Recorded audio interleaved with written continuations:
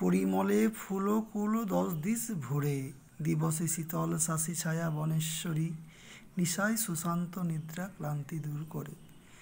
দেখো পরিমল যে আকাশ, সে আকাশে বনস্পতি যেভাবে তার শাখা প্রশাখা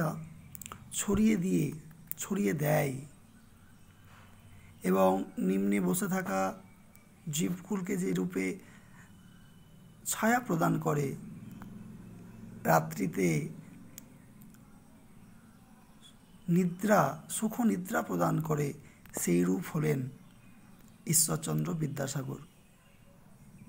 দেখো মাইকেল মধুসূদন দত্ত যেহেতু ঈশ্বরচন্দ্র বিদ্যাসাগরকে খুব কাছ থেকে দেখেছেন, ঈশ্বরচন্দ্র বিদ্যাসাগর বিদেশে থাকাকালীন যেমন অভাবে পড়েছিলেন, সেই সময় যেমন তিনি সাহায্য পেয়েছিলেন, পরবর্তীকালে